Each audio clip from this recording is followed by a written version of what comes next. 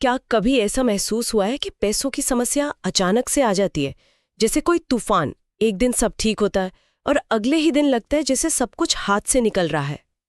लेकिन क्या हो अगर ये समस्याएं तूफान की तरह नहीं बल्कि धीरे धीरे उठते धुएं की तरह होती हैं? वो छोटे छोटे संकेत जो हमारी रोजमर्रा की जिंदगी में छिपे होते हैं और हम उन्हें देखकर भी अनदेखा कर देते हैं। आज हम एक बहुत ही दिलचस्प विषय पर बात करने वाले हैं जो हमें ओवरचर्स ऑफ फाइनेंशियल डिक्लाइन नाम के एक सोर्स से मिला है। इसकी एक लाइन ने मेरा ध्यान खींचा, धन हानि के संकेत जो हम नजरअंदाज करते हैं। तो आज हमारी पड़ताल का मकसद इन्हीं अनदेखे संकेतों को समझना है। ये सिर्फ पैसों के बारे में नहीं है, बल्कि उस मनोविज्ञान के बारे में है जो हमें इन चेतावनियों को नजरअंदाज करने पर मजबूर करता है। चलिए इस दिलचस्प विषय की परतों को खोलते हैं। और यहाँ जो बात सबसे आकर्षक है वह है नजरअंदाज करने का विचार। इसका मतलब है कि संकेत तो मौजूद हैं पर हम उन्हें स्वीकार नहीं करना चाहते। ये सिर्फ वित्तीय अनुशासन की कमी नहीं बल्कि मानव मनोविज्ञान से जुड़ा एक गहरा पहलू है। आज की चर्चा इसी के इर्द गिर्द घूमेगी। यह असल में नियंत्रण खोने की कहानी है। जब हमें लगता है कि हमारी वित्तीय जिंदगी हमारे काबू से बाहर हो रही है तो हम उन छोटे छोटे संकेतों से मुंह फेर लेते हैं जो इस सच्चाई की गवाही देते हैं। नियंत्रण खोना, ये एक शक्तिशाली विचार है। हाँ। तो चलिए इसी नजरिए से देखते हैं। नियंत्रण खोने का पहला संकेत कहाँ दिखता है? शायद हमारी सबसे करीबी दुनिया में, हमारे अपने घर में। सोर्स में एक उदाहरण दिया गया है जो बहुत आम है, घर की चीजों का खराब होना, जैसे नल का टपकना या गाड़ी से कोई अजीब सी आवाज आना। अब सवाल ये है कि हम सब कभी कभी चीजों को टालते हैं। क्या ये सिर्फ आलस नहीं हो सकता? इसे सीधे सीधे एक बड़ी वित्तीय समस्या से जोड़ना थोड़ा खिंचाव वाला नहीं लगता? बिल्कुल, और यही इसे इतना मुश्किल बनाता है। अकेले में एक टपकता नल सिर्फ एक टपकता नल है और उसे टालना शायद आलस हो सकता है।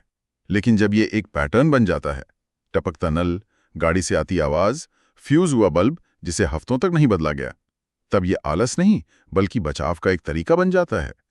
एक टपकता हुआ नल सिर्फ पानी बर्बाद नहीं कर रहा, वो एक छोटी सी वित्तीय जिम्मेदारी का प्रतीक है। उसे ठीक करवाने में शायद कुछ 100 रुपए लगेंगे। जब कोई व्यक्ति उस छोटी सी आसानी से संभाली जा सकने वाली जिम्मेदारी का सामना करने से भी बचता है तो यह अक्सर इस बात का लक्षण होता है कि वह एक बड़ी ज्यादा डरावनी वित्तीय हकीकत से भाग रहा है। ये एक अवचेतन विचार है। अगर मैं इस छोटे से खर्च को नहीं संभाल सकता तो बड़े खर्चों का क्या होगा? इसलिए वो उस छोटे से संकेत को ही नजरअंदाज कर देता है।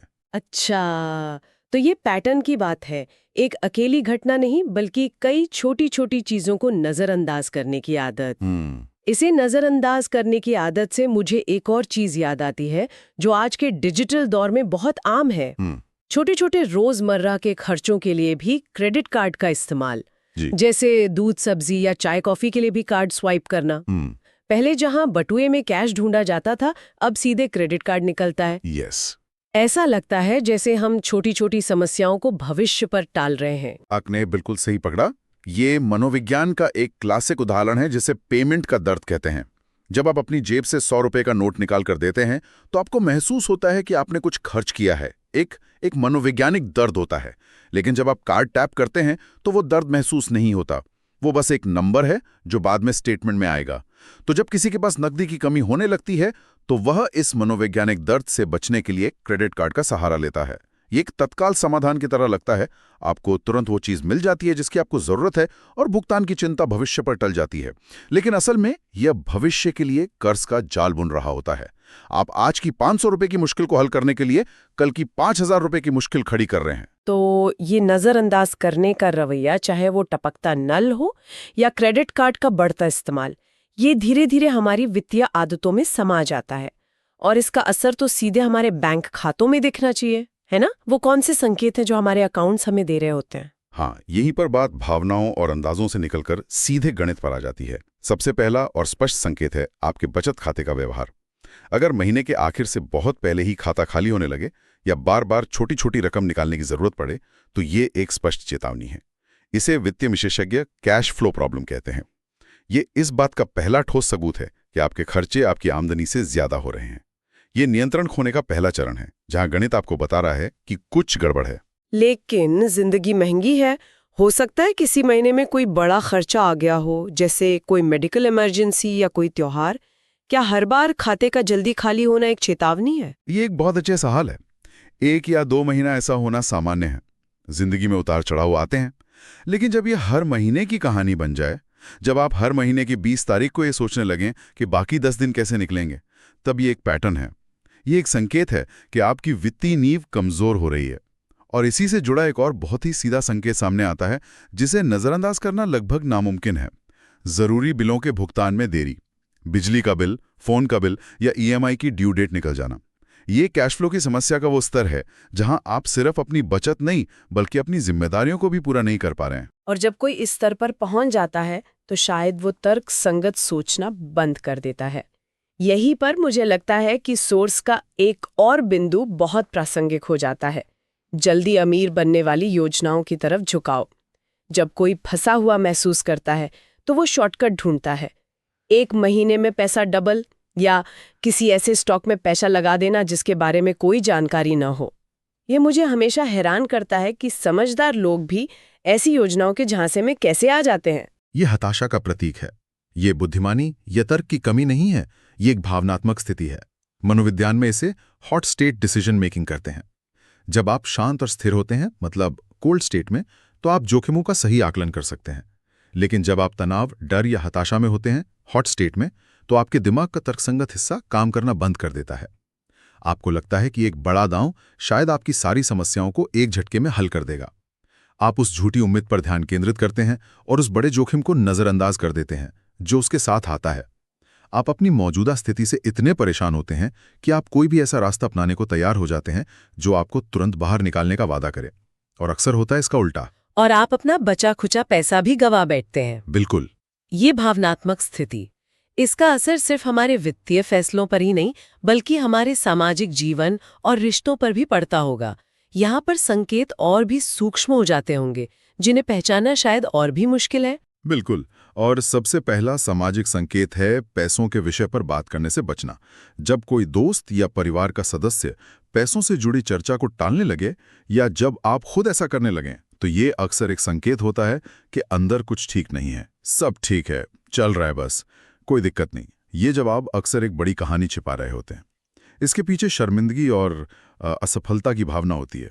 व्यक्ति को लगता है कि अगर वो अपनी परेशानी के बारे में बताएगा तो लोग उसे कमजोर या नाकाबिल समझेंगे, इसलिए वो एक मुखौटा पहन लेता है। और उस मुखौटे को बनाए रखने के लिए शायद वो दिखावा भी करता है। ये एक और दिलचस्प संकेत है, दिखावे के लिए खर्च करना। आर्थिक तंगी के बावजूद अपना स्टेटस बनाए रखने के लिए या दूसरों को दिखाने के लिए महंगी चीजों पर खर्च करना। ये तो बहुत देखा है। दोस्तों का एक ग्रुप बनता है जो हर हफ्ते बाहर महंगे रेस्टोरेंट में खाने जाता है और कोई एक दोस्त मना नहीं कर पाता। भले ही उसकी जेब इजाजत न दे रही हो, वो उस ग्रुप में अलग थलग नहीं दिखना चाहता। ये एक तरह का सामाजिक दबाव है ना? हाँ, ये सामाजिक दबाव और आंतरिक असुरक्षा का एक खतरनाक मिश्रण है। व्यक्ति अपनी आर्थिक सच्चाई का सामना करने के बजाय एक झूठी दुनिया बनाने की कोशिश करता है। उसे लगता है कि अगर वो बाहर से अमीर और सफल दिखेगा तो शायद वो अंदर से भी वैसा ही महसूस करेगा और दूसरे लोग भी उसे वैसे ही देखेंगे। सही। लेकिन ये खुशी बहुत क्षणिक होती है। हर ऐसे खर्च के बाद क्रेडिट कार्ड का बिल या खाली बैंक खाता उसे वापस कठोर वास्तविकता में खींच लाता है और तनाव और भी बढ़ जाता है। ये आग बुझाने के लिए पेट्रोल डालने जैसा है। ठीक है, अब एक ऐसे संकेत पर आते हैं जिसने मुझे सच में चौंका दिया। सोर्स कहता है कि घर में बढ़ती अव्यवस्था या साफ सफाई की कमी का भी इससे कोई लेना देना है। एक अस्त व्यस्त घर, चीजें अपनी जगह पर नहीं है, धूल जमी हुई है, साफ सफाई का पैसों की तंगी से क्या कनेक्शन हो सकता है, ये मुझे समझना है। ये बिंदु बहुत गहरा है और सीधे तौर पर मनोविज्ञान से जुड़ा है। जब कोई व्यक्ति लगातार पैसों की चिंता में डूबा रहता है तो उसकी मानसिक ऊर्जा खत्म हो जाती है। आप इसे ऐसे समझें कि हमारे दिमाग के पास हर दिन काम करने के लिए एक सीमित मात्रा में ऊर्जा होती है। वित्तीय तनाव उस ऊर्जा का एक बहुत बड़ा हिस्सा सोख लेता है। तो दिन के अंत में आपके पास घर जैसी चीजों पर ध्यान देने की मानसिक शक्ति नहीं बचती। घर की अव्यवस्था इस बात का भौतिक प्रतीक बन जाती है कि व्यक्ति की जिंदगी के दूसरे पहलू भी नियंत्रण से बाहर हो रहे हैं। जैसे हम एक गंदे कमरे को नजरअंदाज करते हैं क्योंकि उसे साफ करने में मेहनत लगेगी, वैसे ही हम एक खराब बैंक स्टेटमेंट को भी नजरअंदाज करते हैं क्योंकि दोनों का सामना करना तकलीफदेह होता है। एक अस्त-व्यस्त माहौल उस मानसिक अव्यवस्था को और बढ़ाता है, जिससे एक नकारात्मक चक्र शुरू हो जाता है। तो एक अस्त-व्यस्त डेस्क सिर्फ एक अस्त-व्यस्त डेस्क नहीं है, ये इस बात का संकेत हो सकता है कि मेरा दिमाग बड़ी चिंताओं से इतना भरा हुआ है कि वो छोटी छोटी चीजों को व्यवस्थित करने की ऊर्जा नहीं जुटा पा रहा है। ये तो वाकई एक बहुत ही शक्तिशाली विचार है। तो इन सब का क्या मतलब निकलता है? हमने जो भी चर्चा की उससे एक बात तो साफ है, ये सब नियंत्रण खोने के विचार पर आकर टिक जाता है। आने वाली धनहानि के संकेत हमेशा बड़े या नाटकीय नहीं होते। वो एक टपकते हुए नल, क्रेडिट कार्ड के एक छोटे से स्वाइप, एक नजरअंदाज किए गए बिल या एक अस्त-व्यस्त कमरे में छिपे होते हैं। बिल्कुल। ओवरचर्स ऑफ फाइनेंशियल डिक्लाइन से मिले इस विचार का मूल सार जागरूकता है। ये सिर्फ पैसा खोने के संकेत नहीं है, ये नियंत्रण खोने के संकेत हैं। और किसी भी समस्या को हल करने का पहला कदम ये स्वीकार करना है कि समस्या मौजूद है।